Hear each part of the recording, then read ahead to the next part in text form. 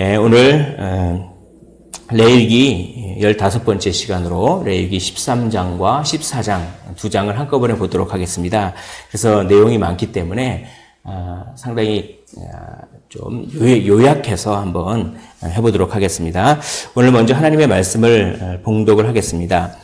레위기 13장 1절부터 8절까지의 말씀만 한번 읽어보도록 하겠습니다. 레위기 13장 1절부터 8절의 말씀입니다.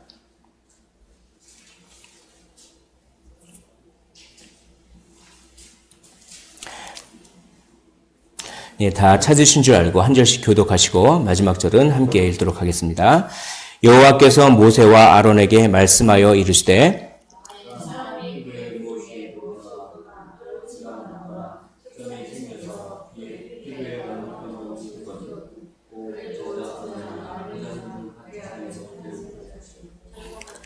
제사장은 그 피부의 병을 진찰할지니 환부의 털이 휘어졌고 환부가 피부보다 우묵하여졌으면 이는 나병의 환부라. 제사장이 그를 진찰하여 그를 부정하다 할 것이요.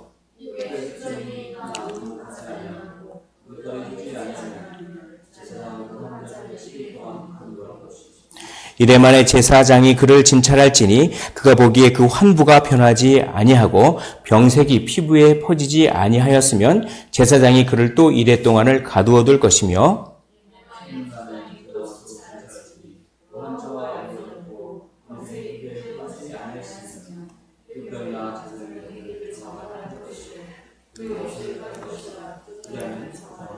그러나 그가 정결한지를 제사장에게 보인 후에 병이 피부에 퍼지면 제사장에게 다시 보일 것이요. 제사장은 진찰할지니 그 병이 피부에 퍼졌으면 그를 부정하다 할지니라. 이는 나병임이니라. 아멘. 오늘은 부정한 질병에 대해서 이렇게 말씀을 나눌 때 이 부정한 질병에도 아주 하나님의 큰 깊은 뜻이 있습니다. 그것을 잘 마음속에 새기셔서 정말 하나님께 영광 돌리는 우리의 삶이 되시기를 주님의 이름으로 축원을 드립니다.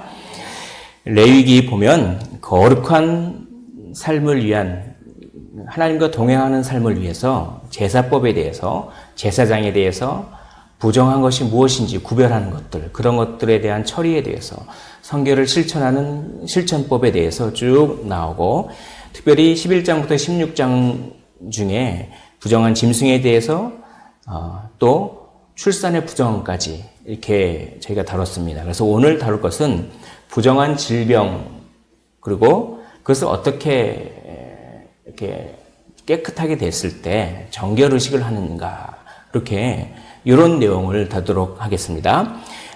특별히 11장은 부정의 외적인 요인입니다.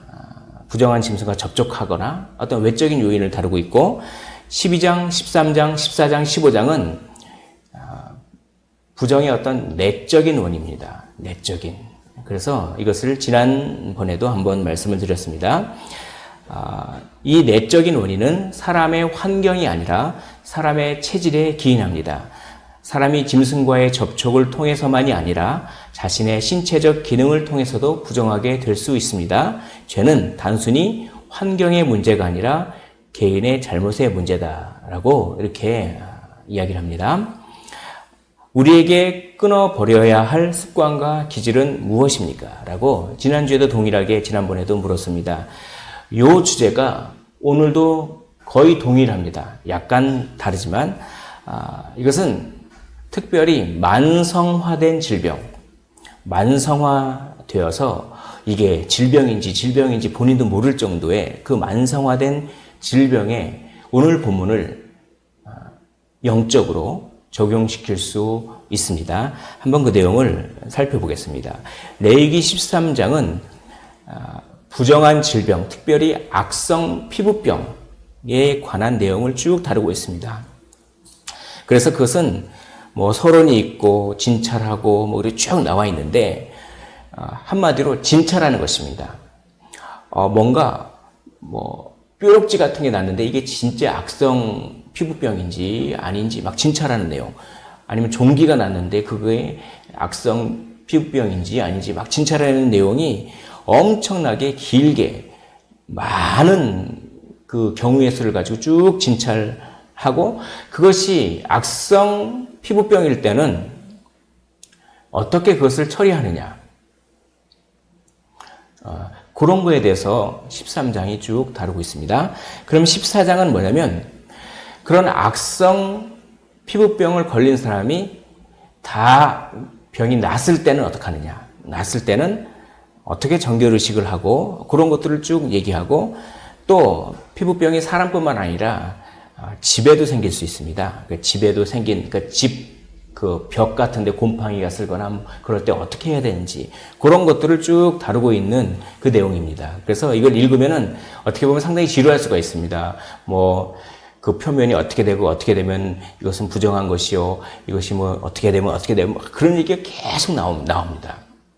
그런데 거기에 아주 중요한 뜻이 있습니다. 그것을 한번 이걸 다 이렇게 일일이 보기는 그러니까 아주 요약되게 크게 몇 가지만 한번 살펴보도록 하겠습니다.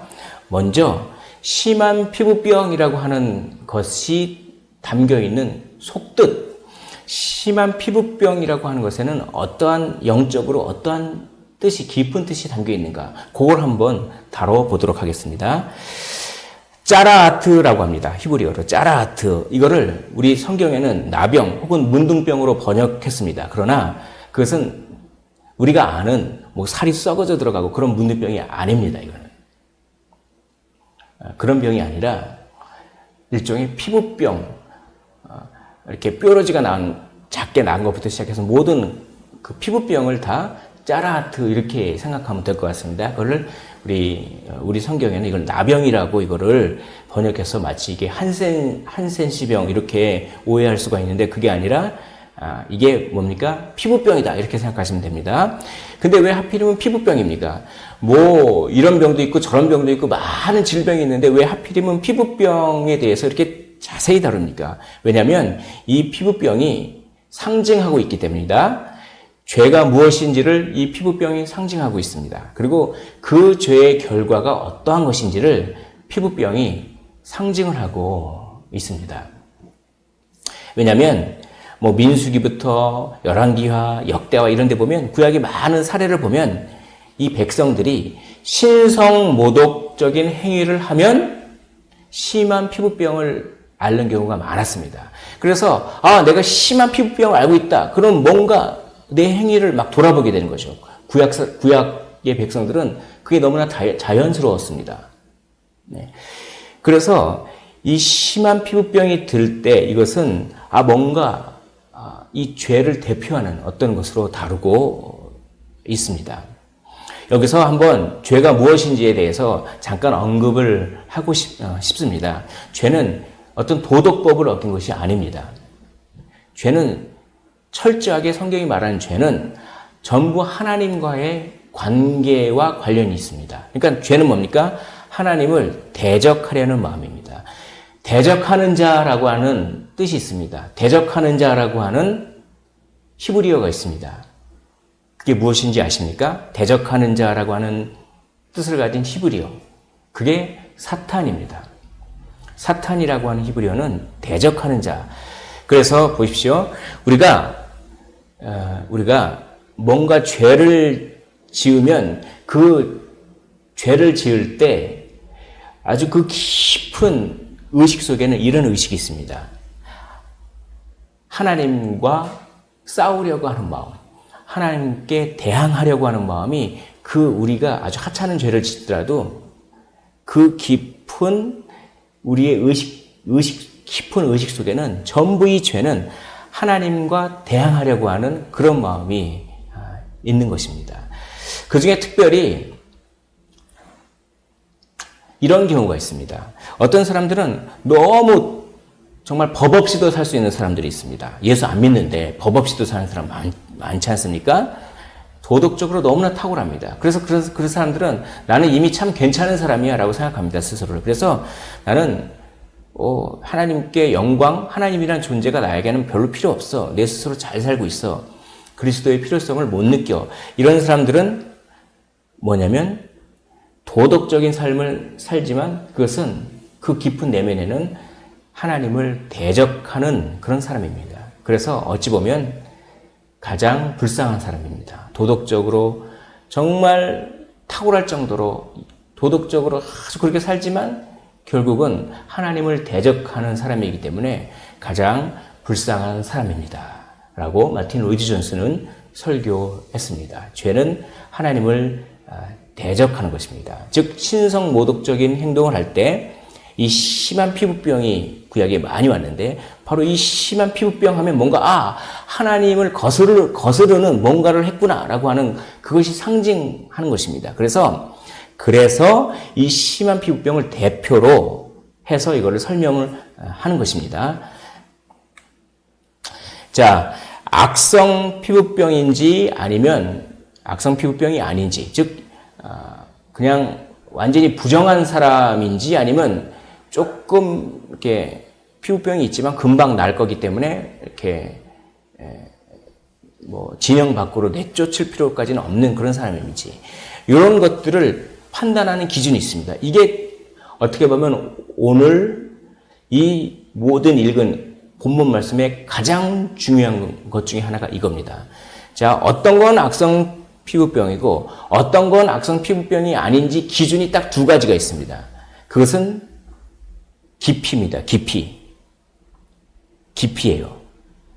그러니까 뭐냐면 피부병이 생긴 그것이 얼마나 이 피부 속으로 침투해 들어가는가 요걸 따지는 겁니다.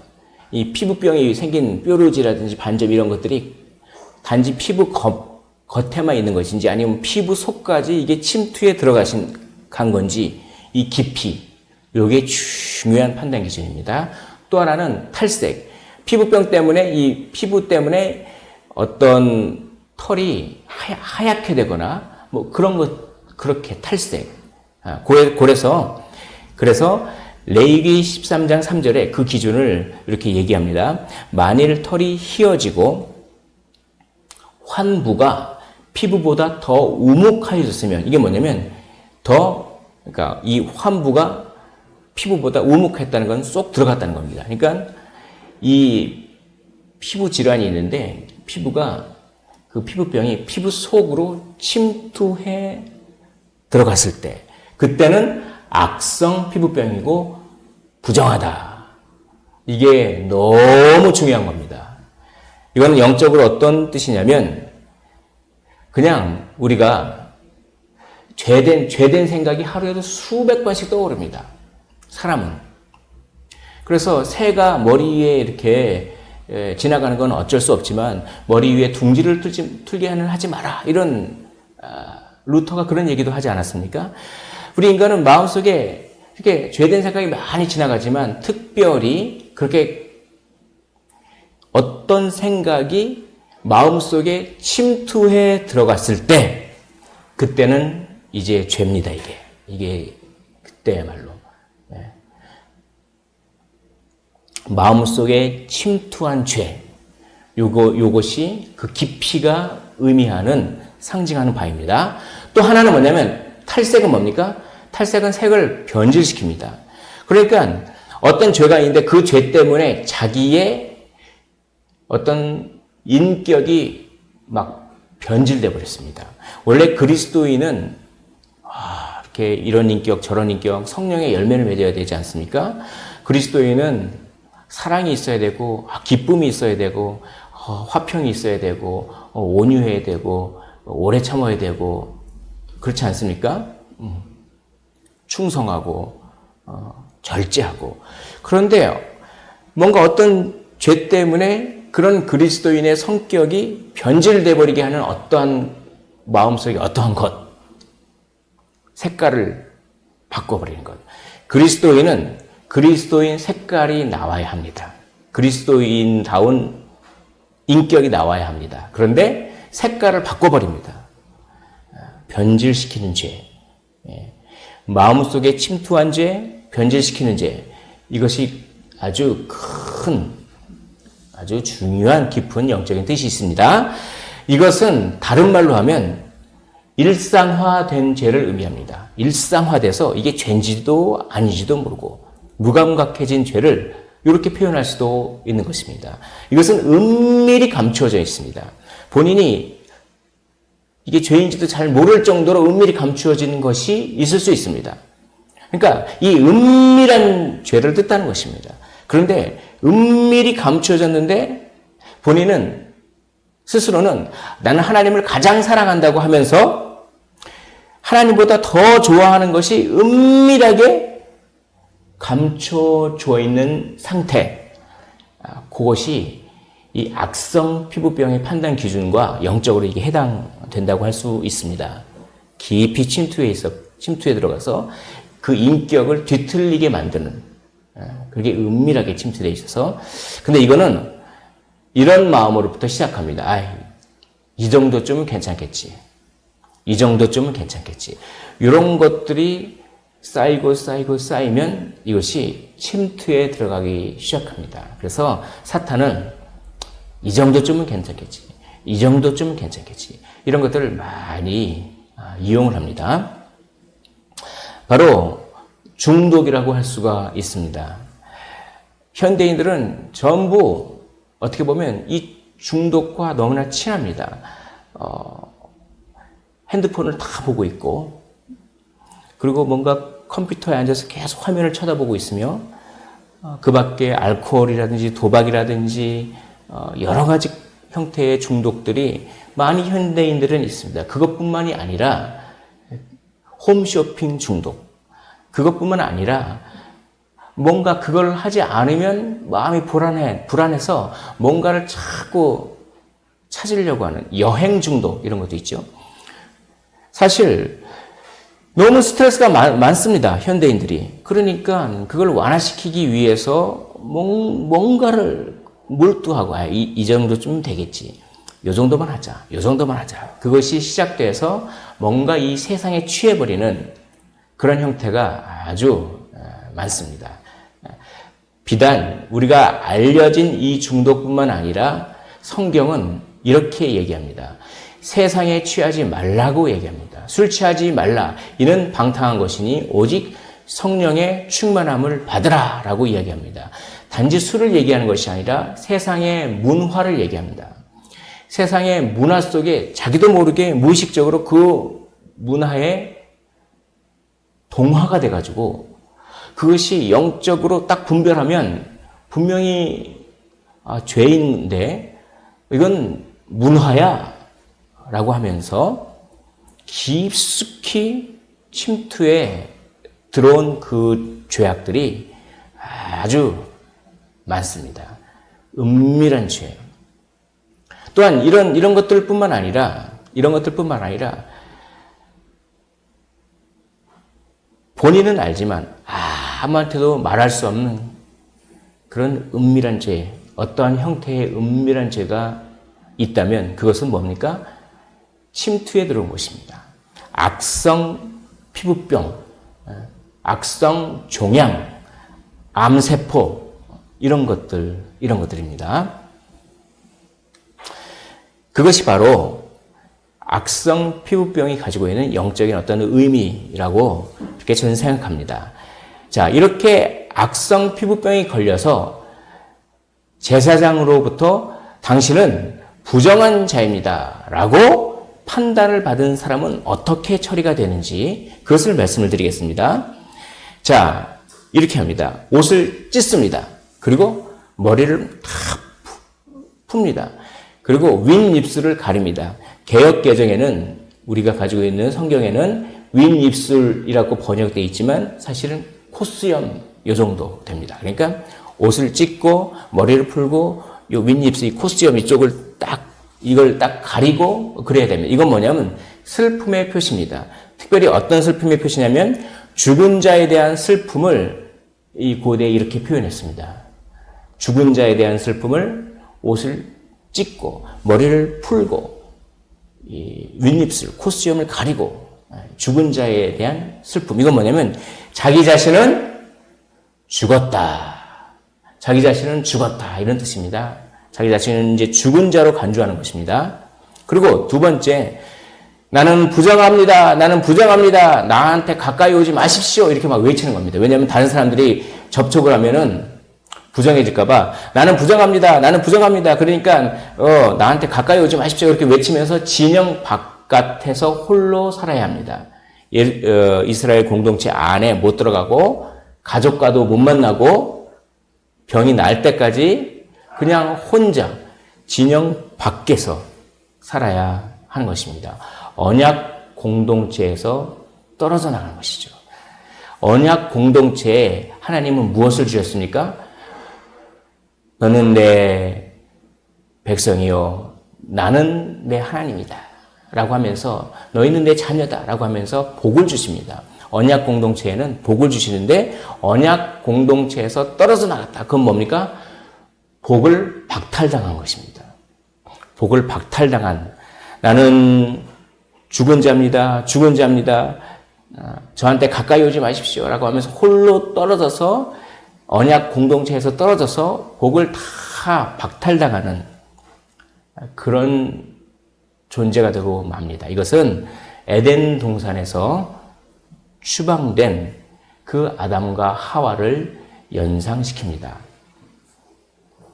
에덴 동산에서 추방된 아담과 하와.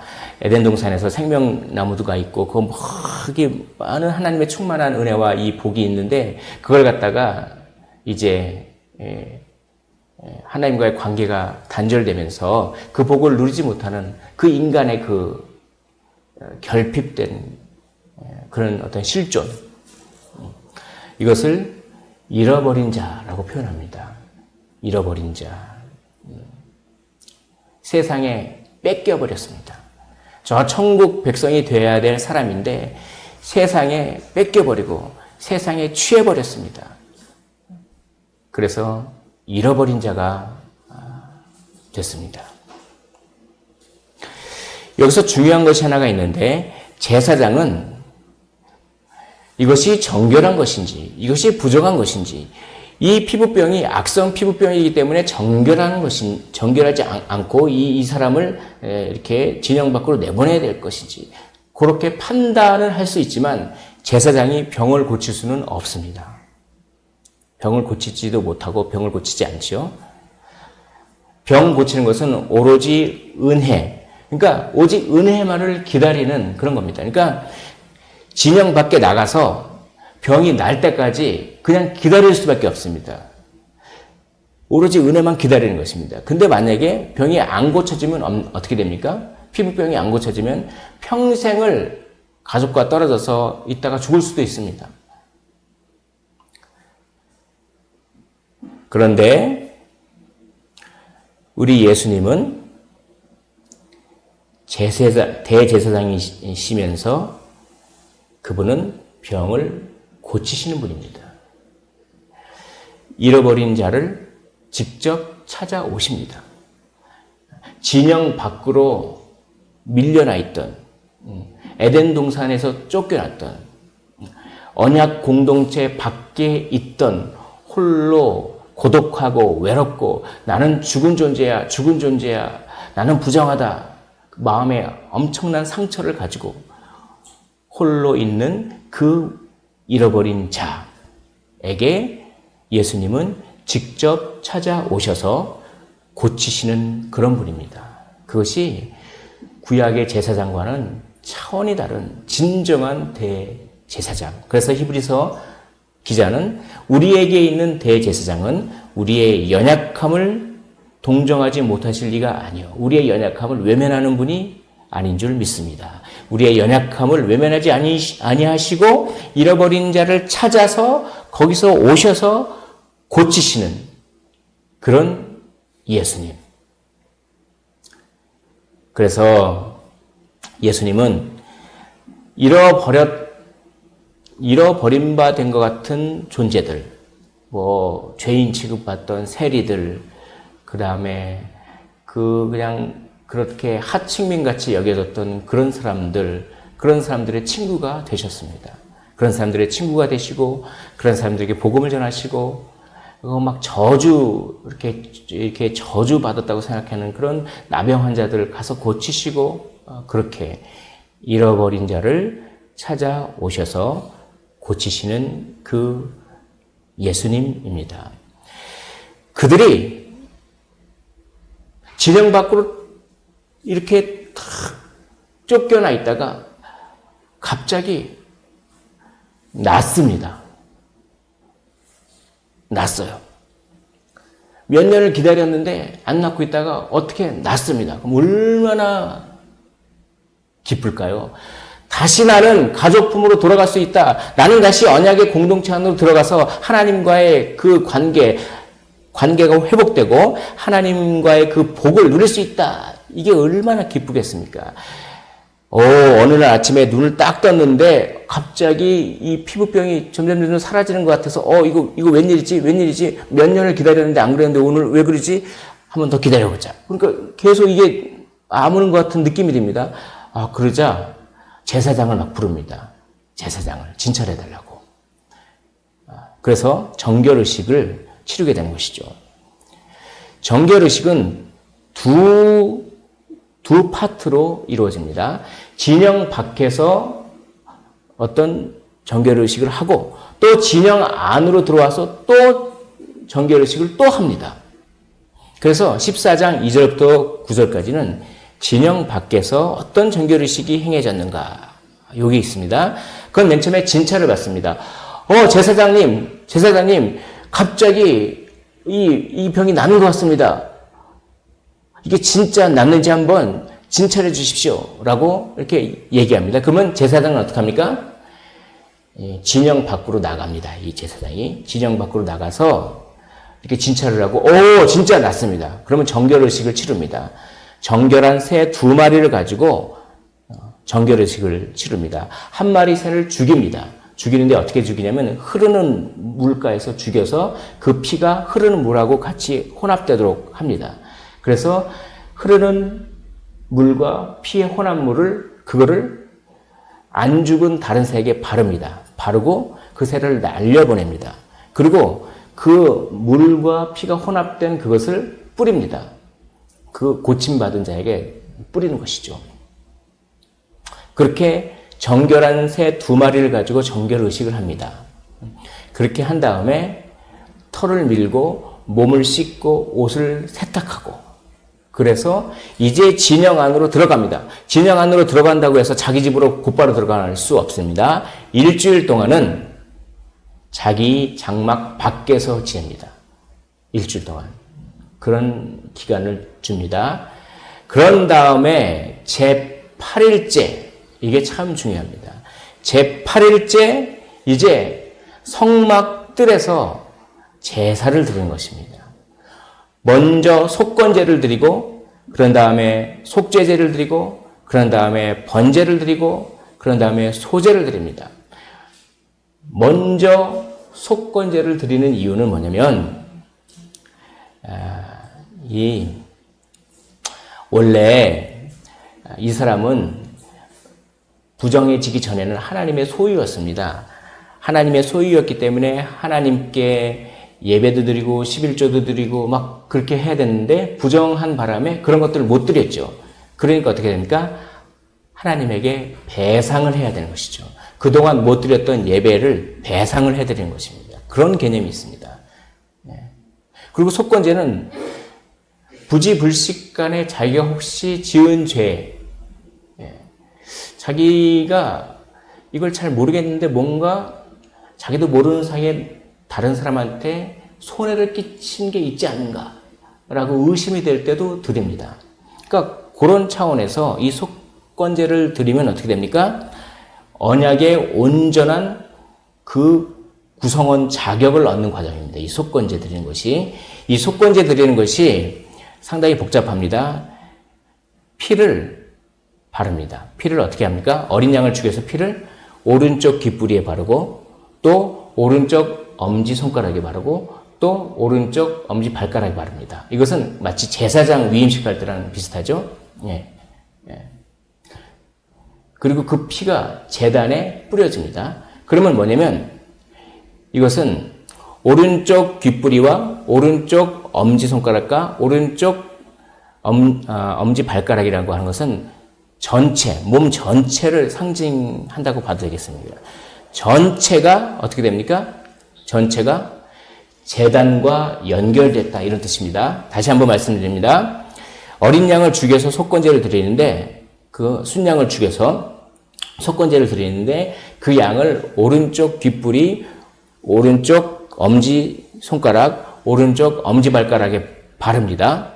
전체를 다 바른다는 뜻이죠, 그게. 그리고 그 피를 또 제단에 뿌립니다. 그러면 어떻게 됩니까? 제단과 그 사람 사이에 연결이 됐다, 이런 뜻입니다. 연결이 됐다. 제단과 그 사람이 연결이 됐다, 이런 뜻입니다. 또 기름이 있습니다. 기름이 있는데 기름을 제사장이 자기 왼쪽에다 기름을 딱 따릅니다. 그런 다음에 오른손으로 찍어서 그 사람의 오른쪽 뒷부리, 또 그 사람의 오른쪽 엄지 손가락, 또 그 사람의 오른쪽 엄지 발가락에 기름을 딱 바릅니다. 이것은 뭐냐면 기름과 그 사람이 연결되는데 그 기름이 제사장이 이렇게 접촉한 것이죠. 즉 제사장과 그 고침받은 사람이 연결되는 것입니다. 근데 제사장은 또 하나님과 중보하는 사람입니다. 그러니까 그 사람은 결국 하나님과 연결되는 그 연합을 회복한 것입니다. 이게 어려운 개념입니다. 속건제를 통해서 제단과 연합하고 하나님과 연합된 예전의 관계를 다시 회복하는, 하나님과의 연합의 관계를 다시 회복하는 그런 속건제를 먼저 드립니다. 이걸 먼저 드려야 돼요. 먼저 드려야 언약 백성의 자격이 획득됩니다.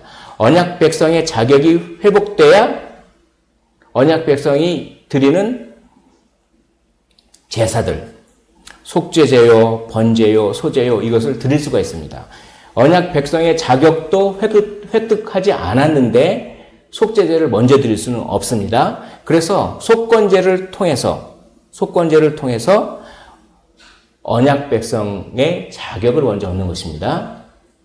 제단과 연합하고 제사장과 하나님과 이렇게 연합하고 그런 다음에 속죄제를 드려서 제단을 깨끗하게 소독하고 그리고 번제를 드려서 하나님과의 화목, 그리고 자기 자신을 헌신하겠다, 그리고 자기 자신을 충성하겠다라고 하는 의미로 소제를 드리는 이것입니다. 이것이 다 끝나야만 온전히 언약 백성 안으로 들어오는 것입니다. 그러니까 병이 낫다고 해서 바로 언약 백성이 되는 것이 아니라 병이 나면 일단 진영 바깥에서 먼저 정결 의식을 행하고 진영 안으로 들어와서 일주일 동안 자기 집에 못 들어가고 장막 밖에 지내고 있다가 제8일째 속건제를 통해서 하나님과의 연합, 제단과의 그 연합을 회복하고 나서 제사를 다 드려야 8일째 되는 때에 제사까지 다 드려야 어떻게 됩니까? 언약 백성이 되는 것입니다. 이것을 칼빈은 할례하고 이걸 연결시켰습니다. 할례를 낳은 지 며칠 만에 받습니까? 할례를 낳은 지 8일 만에 받습니다. 그러니까 이 성막들에서 이런 의식이 행해졌다는 것은 그것은 다시 태어났다, 이런 뜻입니다. 다시 태어났다. 중생입니다. 거듭남입니다. 다시 태어났다라고 하는 영적인 의미가 있습니다. 바로 새롭게 태어난 생명입니다. 새롭게 태어난 생명. 진영 바깥에서 있었습니다. 진영 바깥에서 있었는데 온전히 은혜로 병이 낫고 하나님과 연합이 회복되고 그래서 어떻게 됩니까? 새롭게 생명이 태어났다. 이것입니다. 이것을 우리 주님께서 하셨습니다. 우리 주님께서 십자가를 지심으로 말미암아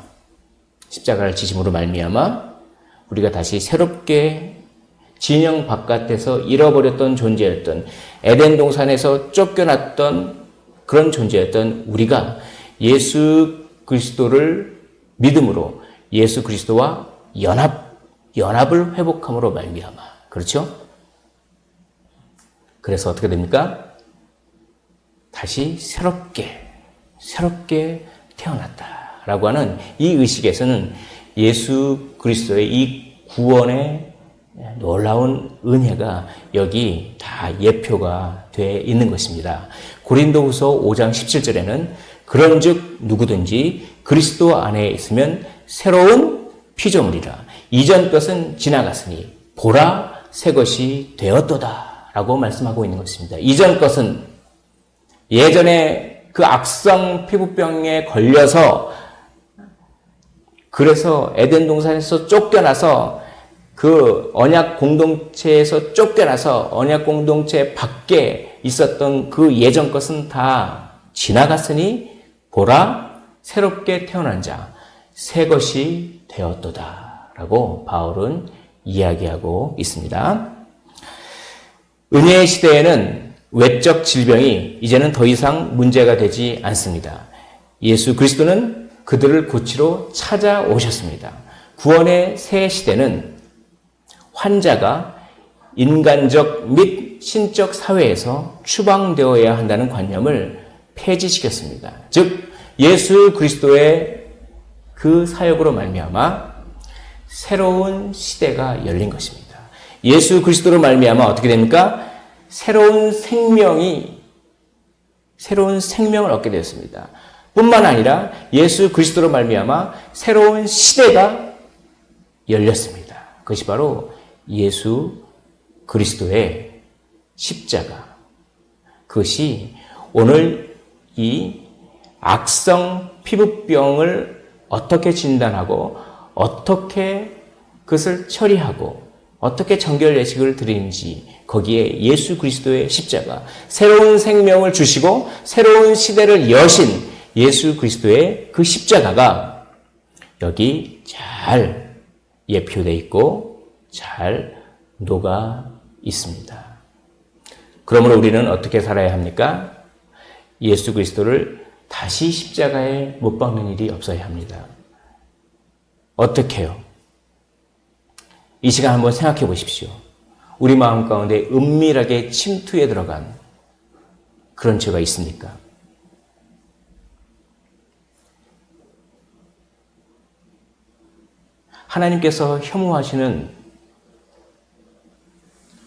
하나님께서 혐오하시는 그 어떤 것. 그런데 그것이 사람들이 보기엔 너무나 가벼운 것입니다. 에이, 뭐 이 정도쯤이야. 그런데 그 안에는 하나님을 대적하고 하나님을 가볍게 여기는 그 마음이 있는 어떠한 것이 있습니까? 이것을 질문해 보라는 것입니다. 내 안에 은밀하게 하나님보다 더 좋아하는 것. 내 안에 있는 우상들. 그런 것들은 예수 그리스도를 다시 십자가에 못 박는 그런 것이라고 오늘 본문이 이야기를 하고 있습니다. 오늘 말씀을 정리하도록 하겠습니다. 세상 속에서 잃어버린 자를 찾으십니다. 세상 속에서 예수 그리스도는 잃어버린 자를 진영 밖에 이렇게 버려졌던 자, 세상으로부터 빼앗긴 자, 세상의 문화에게 빼앗긴 자, 세상의 어떠한 쾌락과 세상의 유혹과 세상의 어떤 것에게 빼앗겨버린 그런 생명들, 그렇게 잃어버린 자를 찾아 고치시는 그 예수님, 또 새로운 생명을 주시는 예수님, 또한 새로운 시대를 주시는 그 예수님, 그 예수님의 십자가, 그 십자가에 못 박는 삶을 사시기를 원합니다. 무엇을 못 박습니까? 다시 한번 말씀드립니다. 마음속에 침투해 들어있는 죄, 마음속에 깊게 침투해 들어있는 은밀한 죄, 그것을 못 박는 것입니다. 또 무엇을 못 박습니까? 나의 인격을 변질시키는 취미생활, 이런 것들. 나의 인격을 뒤틀어 놓는 텔레비전 시청, 나의 인격을 변질시키는 유행어, 나의 인격을 변질시키는 음악들, 나의 인격을 변질시키는 언어 습관들, 변질시키는 죄를 십자가에 못 박으십시오. 그리고 무감각한 죄, 이것이 죄인지 모르게 짓고 있는 무감각한 그 죄를 예수님의 십자가에 못 박는 삶, 그것이 오늘 본문이 우리에게 던져주는 교훈이요 메시지인 줄 믿습니다. 제사장은 그 번제와 소제를 제단에 드려 그를 위하여 속죄할 것이라. 그리하면 그가 정결하리라. 이 시간을 한번 같이 기도하는 시간 갖도록 하겠습니다.